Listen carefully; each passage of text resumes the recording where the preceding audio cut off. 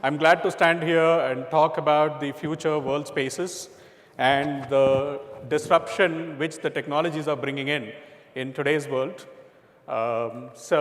Future world spaces are kind of transforming thanks to the different technologies out here, right? So today we are going to be focusing on the 4 spaces where the transformation is going to happen in a big way. The spaces we are talking about are, the retail spaces, the living spaces, the secure spaces, and the mind spaces. So how these spaces are transforming thanks to the disruptive technologies is what we are going to be focusing on. The first one, when we talk about the retail spaces, we know already there is a e-com disruption happening. The electronic commerce companies, since the time they came in 2007, has been kind of making waves, and the retail spaces are having an impact. Similarly, if you look at the living spaces, the shared living is already a reality. The largest hotel company in the world doesn't even have 1 square feet of building or space with them, owned by them, right? So these spaces are kind of having an impact as we speak, and there are new technologies which are kind of coming in and going to be having a bigger impact as we move forward. So think about smart retail, think about 3D printing. It is going to really transform the way the whole industry is performing today. Then we get into the secure spaces. Is it going to be secure? Is it going to be transparent? What kind of technologies that are coming in from that aspect? We will be talking about the blockchain disruption that is making waves. Already there are proof of concepts that are getting developed as we speak with different governments in India. And we will also understand how the IoT is going to be enabling secure spaces. And finally, we will talk about the most difficult space to deal with, which is the mind space. We all kind of keep talking about different spaces, but if we are not engaging with the customers' mind space and occupy the rightful space for yourself, you're not going to be in business. So that's the whole point we are going to be discussing in the next 20-25 minutes of this conversation. So what do? Do we pack and move spaces? Is it possible? So we're not really talking about those kind of disruptions, of course. Let's move on to understand what is important for us at this point in time. As Gates has mentioned, we generally overestimate the change that comes near term, within like 2 years, and we overestimate those effects of whatever that comes in the near term, and generally overlook what are going to be coming in the longer run, right? Talk about a 10-year from now, what are going to be coming. And it will have some impact in today's world as well. So we need to really understand and play as we move forward. So the concept of today's conversation is to understand what are these technology disruptions, number 1. Number 2, is it having an impact on the real estate? So now let's take a step back and think about the kind of disruption that has come in the past. Talk about things like Airbnb, which has come and disrupted the way the hotel industry is been functioning today. Did Hilton see it before it came? If Hilton would have seen it, they would have done a lot of things with the kind of muscle they have and the deep pockets they have and the kind of knowledge they have on the hospitality industry. Hilton did not see it. So the question in front of us, ladies and gentlemen, is are we seeing those technology disruptions that are coming our way? Or are we going to behave like Hilton, saying that, hey, everything is all right with us? Does that make sense? So that is the conversation we are going to be having, and what can we do about it? Can we take some hints from history, right? In the last 10, 15 years, we've been seeing multiple disruptions. Can we take some hints and proactively do something rather than waiting for the disruption to strike us? So who is eating into the retail space? Sorry? Amazon? Yeah. Looks like, right? You saw those big teeth coming out there? Okay, due respects to Amazon, we are not trying to belittle them, But the most important thing we need to understand is all the kind of online retail fellows, since the time they came to Indian market, since 2007, is making huge impact on the retail spaces we build and operate. So as realtors, is it worrying us? Is a question in front of all of us, right? Now is it going to slow down? Answer is no. The Morgan Stanley research says it is going to intensify. It is going to grow at 1,200%, right? So it is not small, it is opening big. And the interesting call out in that research paper is it talks about the physical stores help retailers drive online sales. What does that mean? We don't know. Let's look at that. What does that mean? So there is a response system that is happening from the traditional retail, which is talking about smart retail spaces. So there is a lot of smart retail spaces emerging in the market, which is going to counter or converge with the online retail world. So talk about the Biani Group's Retail 3.0. Biani is going all out to set up 10,000 outlets across the country, want to engage deeply with the customers, want to create different experiences. And he is talking about a vision of 2047 to make it really big. Talk about Reliance, the largest industrial house in the country, is not keeping quiet about it. The online to offline integration is being dreamt by Mr. Ambani himself, and he's talking about linking the geo-enabled marketplace to the Kirana stores. So is that all? There is something more happening out there, right? For example, look at the 3D printed houses that is going to be disrupting the housing business. So in this year, April 2018, there is this first 3D printed house unveiled in France. All it took was just 54 hours to build a house. Can you believe that? So here is a veteran sitting here from the realtor business area. All it took was just 54 hours to build the house. It costed 20% less than the normal construction. And the most important thing is, after the building was commissioned, the scientists and the realtors tested it and certified that it will stand for 100 long years.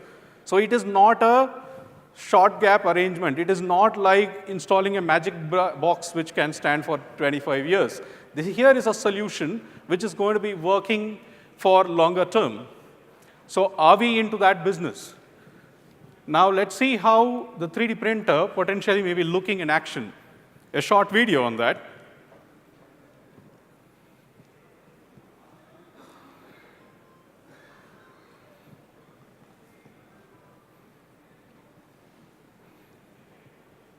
So you see the flexibility of the printer. It can build curvature buildings. It can kind of print even minute details of whatever we are talking about, the architectural designs. And it is possible. Now the question before you, ladies and gentlemen, forget about creating a factory. Are we thinking about a factory? How many of you have thought about a factory? All this while we have thought about a site, right? We bought land. We said, assembled land and said, okay, the site is created. There is a site office. And on this site office, I will send a ton of people. I'll send the resources, and everything is done. Today, that is how we are operating. Tomorrow, that may not be the case. You may have to think about a factory which can potentially print and deliver to the site where it can potentially get assembled. So your business model may be moving from a building to printing and assembling. Are we thinking about it? Is a fundamental question. Now, we looked at two disruptions happening in this space, right? One is the shared living spaces. On the other side, you talk about 3D printing. Both put together, and the news of Oyo creating 2,000-bed facility. Now triangulate all these three insights and look at where this business is going. Okay? So are we going to be capturing this space? Are we going to be operating this space? And are we going to convert this as an opportunity for ourselves? We need to think. Now, if we need to build and operate spaces, we need to have a system which is secure and transparent. So how do we go about creating a secure and transparent environment around here? So if you see on the right side, you have the whole map, which has got about 5 different states being highlighted. These 5 states have already started doing a proof of concept on blockchain implementation. Why they are going for blockchain? So many people here may be thinking blockchain is the future. Blockchain is not a future, no more. Already our own governments are thinking about experimenting it already and seeing how we can digitize land records. How can we really go about, organizing fragmented ownership? So when we talk about fragmented ownership, it is another big market opening up because of the shared living spaces we have spoken in the last section. So how does blockchain work? This could be one area which may be interesting to all of us. So blockchain originally was developed for the purpose of Bitcoins. We all know about it, right? When cryptocurrency came into the market, that is when blockchain was also unveiled. So blockchain kind of brought in a technology where a public ledger can be maintained. And it can be maintained so securely, not even the governments want to put a finger onto it. None of the governments across the world had said, no, we will take over and control it. Why did it happen? Because of the sturdiness of the technology. And the man who created this technology has become a ghost already. Nakamoto, nobody knows about it, right? So now how this works? Let's look at it. Imagine you have 100,000 with you, 100,000 rupees. For simplicity, let us make it simpler. 100,000 rupees, and out of which you paid, say, the person paid 20,000 rupees at 20% on the rentals. So the rental fellow, the owner of the building, collected 20,000 rupees, and in turn, he had spent 1,000 rupees on maintenance. On the other end, the same man had spent 30,000 he has put 30,000 deposit on the bank, and out of which he has paid 5,000 on the restaurant bills. Today, if the same man would have spent on cash, do you think it is trackable? You paid 20,000 to your landlord. Do you have any clue where that money has gone in the system? You have no clue. The banking system currently, what is operating, cannot give you a trace of your money. The cash system, obviously not. You will never be able to understand where it has gone. But with blockchain, you will be able to completely track the whole movement of your money into different pockets and where exactly it is staying. Now, the interesting way blockchain records it is it records it like an overwriting. So you had 100,000. You gave 20,000 to somebody. So the 100,000 gets split into two, 20,000 and 80,000, and the 20,000 is written in the name of the house owner. And similarly, the 20,000 is split into 1,000 and 19,000, and the record overwrites this 1,000 rupees which has gone into the maintenance hand in the public folder. Now, you may ask, so what? Imagine you go and delete that 20,000 from the transaction. You try to remove that from the chain. The technology automatically recuperates and says, boss, something is wrong. I'm not going to be accepting this transaction. So without the willingness of a person to move funds from one point to the other point, there is no way you'll be able to move funds. That is the fundamental way the blockchain technology works. Now, what is in it for the realtors? Now let's draw a parallel and see how our land records are moving. Say about 100 years back, a zamindar lived somewhere. He had a huge parcel of land, say about 1,000 acres of land he has got. And he has inherited to his heirs, right? And then those heirs might have kept the land, or they might have further inherited it down the line, or they might have also sold the land. Now, selling of land takes place. The land keeps moving and moving. Now, with the smallest piece of the land at the end of the chain, will you be able to track till the origin of where the land originated since the time the recording of land records took place? It is possible today with blockchain. Can anybody tamper with the system? Answer is no. So is it only history? Not necessarily. You can also extrapolate it to the future and see if I am going to be operating this land. Say, for example, we put one nice apartment picture there on the bottommost right. Imagine you are trying to give it on rent like the way Oyo is doing to 1,000 parties. You will be able to first track all of them. What is the revenues you are expecting from them? And how long you have to keep the maintenance cycle. Multiple things you will be able to track using this technology. Now, how can we make use of it? You can adopt blockchain for your own property deals. You are buying a set of lands. You can say, OK, I'm going to record it from the time the land comes into my organization, and then track it down the line.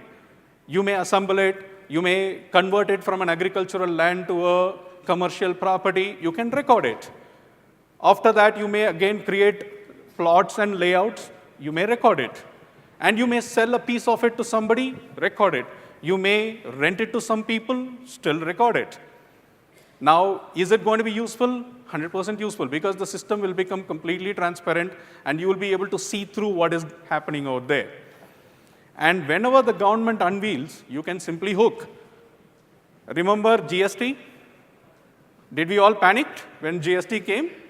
We did, right? Don't need to panic when blockchain hits you. You create the blockchain technology, record those transactions, whatever you're doing today. And down the line, when the government opens up, you just simply hook on to the government so that you can see the history of the whole land chain since the time government started recording it. And similarly, when you give it for fractional ownership to 100 people or 1,000 people, you will be able to track and report. It is a huge innovation which can be useful for people like us in this room. Now let's move on. So fundamentally, why all these changes are happening? We talked about living spaces are changing. We talked about the retail spaces are changing. Why are these happening? It is all happening because of to capture one simple point, which is the mind space of the customer. So what is this mind space of the customer, which is the most sophisticated of all the spaces in my view? It is not easy to track. It is not easy to understand what they are thinking. It is not easy to know where they are going and where they are going to invest their money on. So how do we track mind spaces is something very important criteria if you have to own and operate the properties, right? Because you're going to be dealing with humans, okay? And these humans are not going to just pay one time to you and forget you. They're going to pay you month on month. They're going to pay you year on year. So it becomes more important for realtors to understand the mind spaces of the customers. So what does that mean? Are we advertising yet? How many of us are advertising even today? There's a lot of hands out there, right? So there is a huge advertisement that goes, like, for example, every Friday it is fun to watch the Times property. It is fun to watch the weekends, Saturdays, Sundays, so many advertisements, full-page advertisements with offers where you say, hey, pay 2 lakhs only, nothing till possession, and all those kind of stuff. Why are you doing it? Why are you doing it is because you are going to attract customers, right? How many leads come to you? Imagine you spend 25 lakhs on an advertisement. And how many leads? 100 leads, 200 leads, 500 leads, 1,000 leads comes? Is it a reality or no? No, right? Even if we take the best case scenario, 1,000 leads comes, you're spending 25,000 rupees to get a lead. Forget about an order. It is not even an order. It is just a lead, an interest. And out of those guys, only 1/10 of those guys will potentially convert.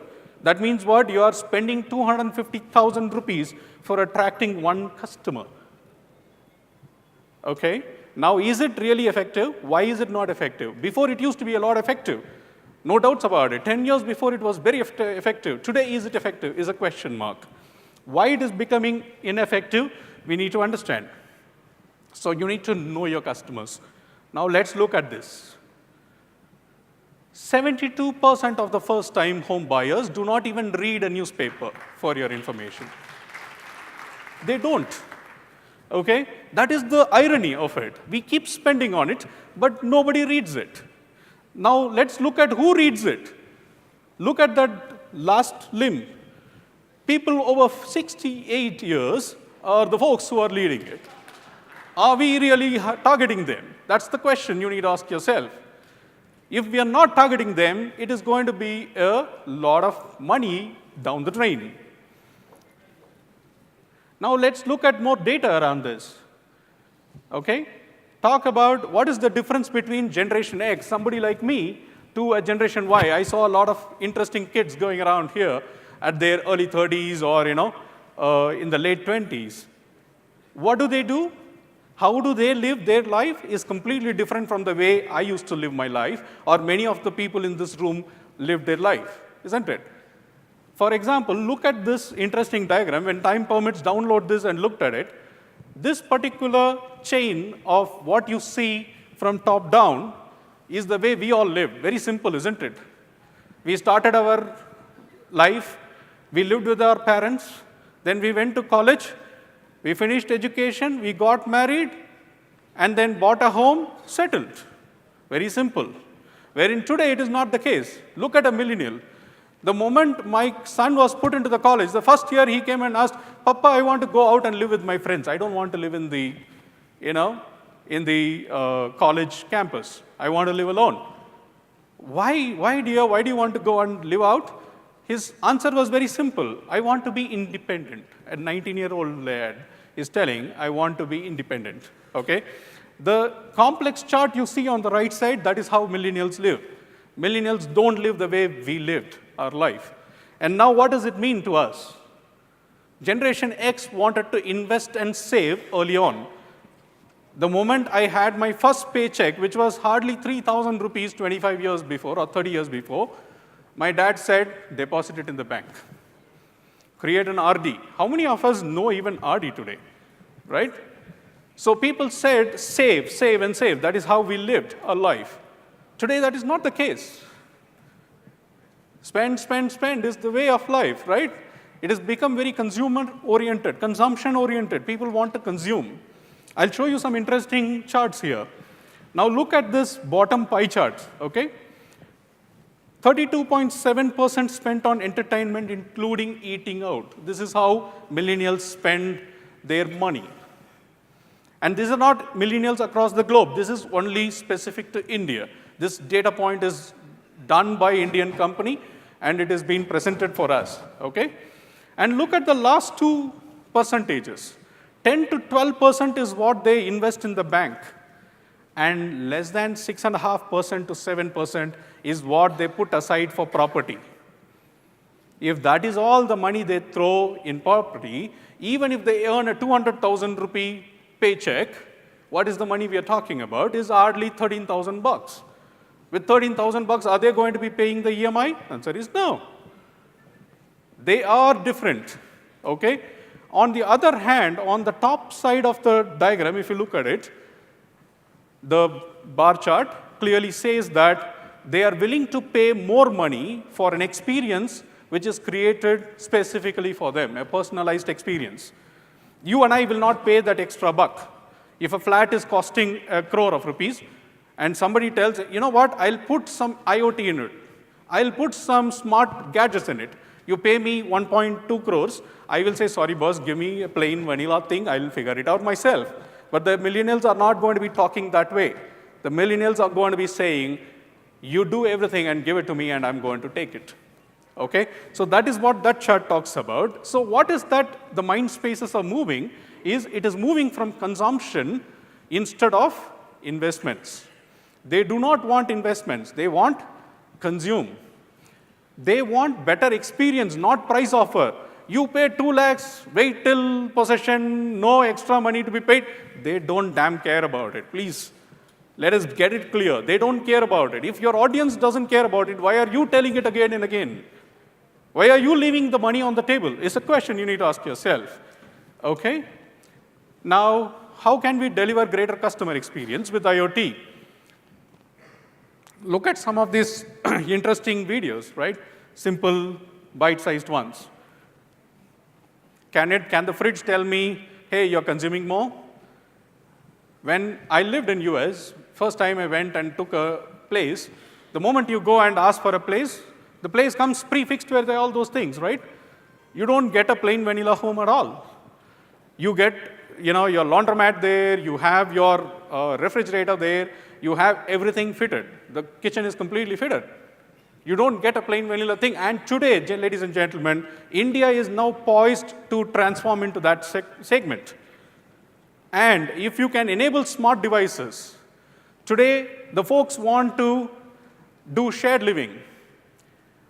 Do we need to ask ourselves that can the office space and the personal space still be separate? Or can it be together? Can there be hybrid spaces where people can eat, live, sleep, wake up in the morning, start the work, and keep doing the work?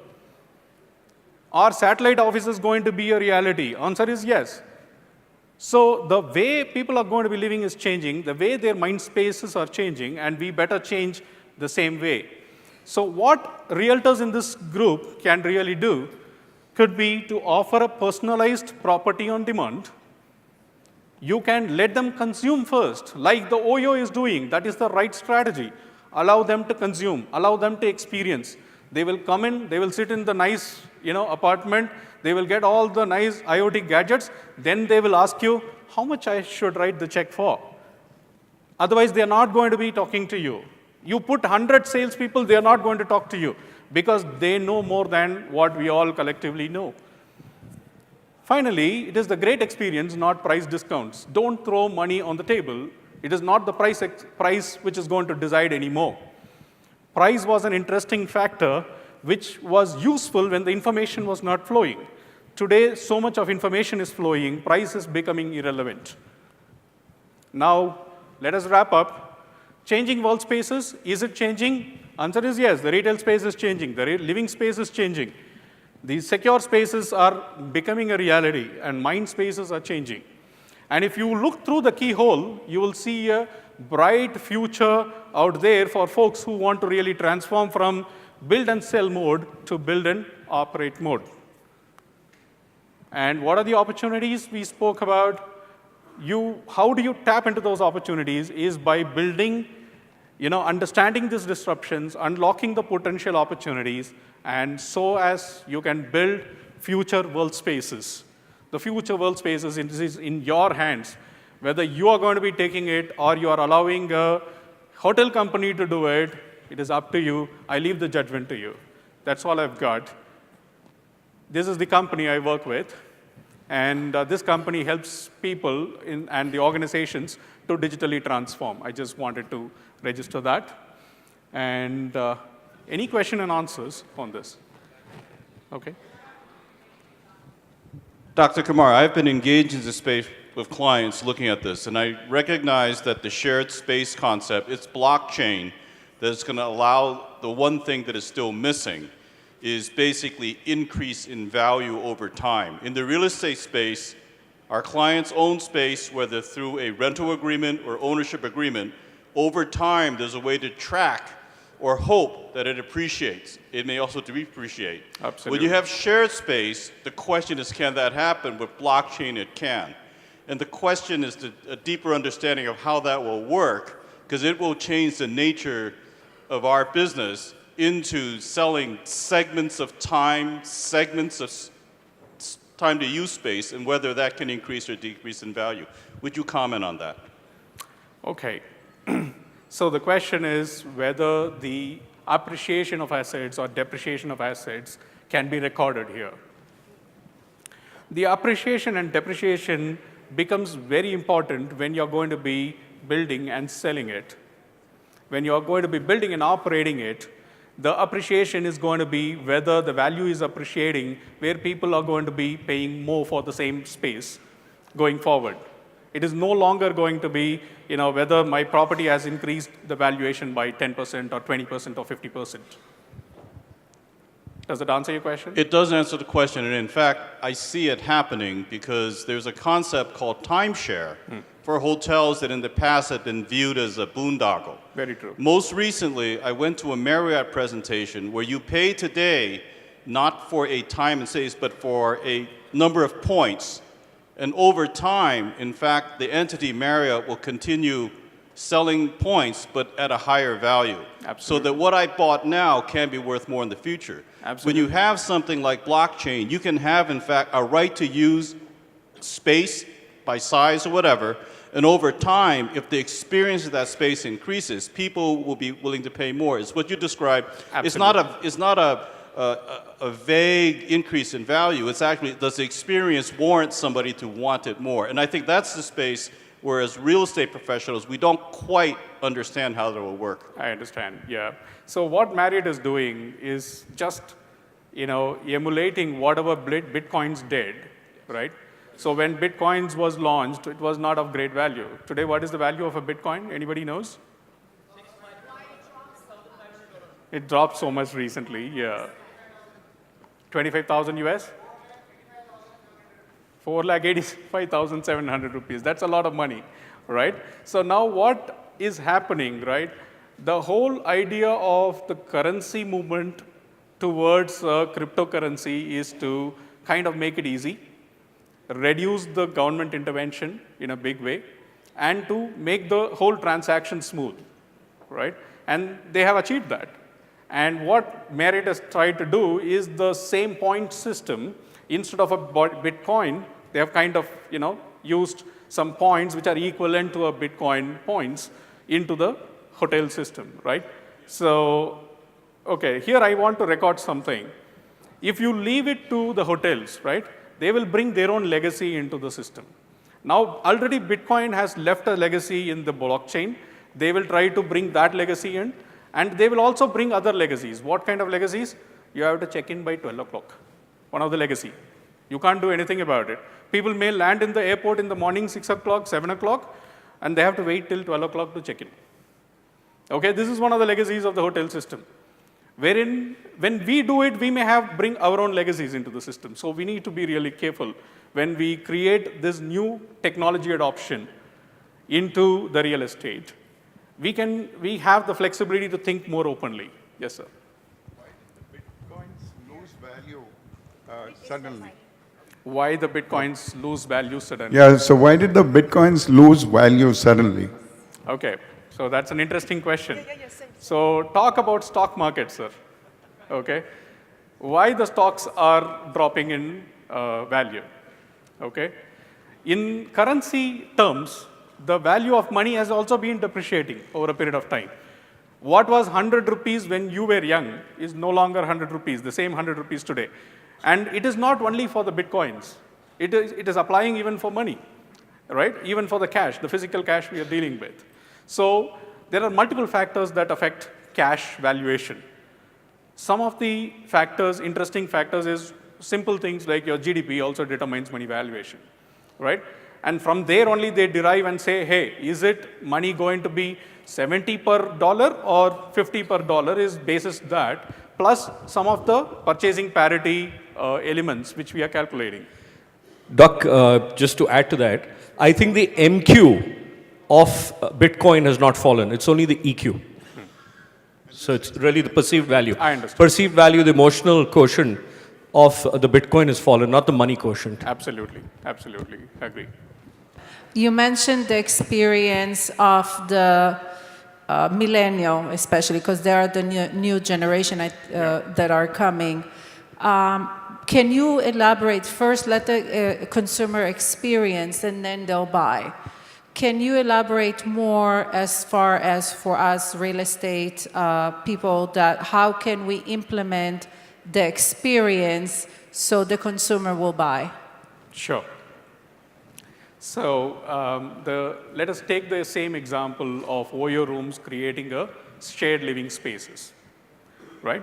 Today, what OYO is promising is very minuscule. They talk about, I will give you Wi-Fi, I will give you a TV, I will give you a washing machine and things like that, which are standard gadgets, which the millennial has already experienced it in their homes. Their own parental homes, they have experienced it. Now, imagine you're creating an intelligent home, which has got a smart lighting system. And bring them in and say, boss, I'm giving to you on a rental basis or a long lease basis. They would want to come and have those experiences. It could be smart lighting, it could be the technology which kind of connect with the neighborhood retail, where I'll be able to replenish some of the stocks. Multiple things you can do. Today, those technologies are available. So you can enable some of those technologies, which are your unique selling proposition, and tell them, welcome, sit here, experience it. After a few years, they may come and tell you, boss, can you build something wonderful like this for me? They will only come when they think it is relevant, and when they think the experience is worth paying for, right? So that is where you need to take them to. Thank you. Shiv, I had a point, Zahid here. Yep, yeah, Zahid. Okay, now I just wanted some clarity. You just spoke about, newspapers going out of business, literally. Because, of course, it's a major source of revenue for them. Yeah. The real estate business, as you said, so much of money is going in there. Now, as real estate professionals, how do we reach out to these people? How do we reach out to this young generation? You technology-wise, how do we reach out to them? That's a fantastic question. That is very close to my heart. So how do we reach out to people? The question itself is misplaced. It is an older year question. It is about how do they reach out to you?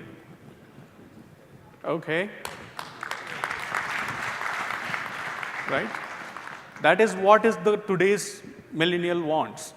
They don't want somebody to give a telecalling and say, sir, there is a great thing. They will just slam the phone. And they also know. In fact, here, my son taught me how to enable quickly the D&D without going to multiple steps, so that anybody calls, you will not receive that call. Okay? They know how to really put a cordon, and say that you will never be able to reach them. You send them emails, it will go to junk. You will send them, social media messages, it will again go to junk. Many a times we think junk is only meant for emails, isn't it? Junk is meant for every format of communication. So if you want to really win them over, get them to you. I'll give a simple example. There is a cycle company which wanted to really create market for the millennials. They did not advertise. They did not do all the standard tamashas we do, right? We send emails, we send social media messages. They don't do all those things. They created a cyclathon. Will millennials come there? 100% they will come there. Will they spend time with your cycles? 100% they will spend time with your cycles. The question what the lady asked, right? How will I enable experience? You can enable experience with those kind of activities rather than doing the old methods of broadcasting and bothering them with information. Hope that answers your question. Thank you. Thank you. Thank you all for the opportunity. I extend a special thanks to Shoaib, my mentor, who kind of connected me to this group. I thank Mr. Farooq and Zayed to make this happen. Thank you very much.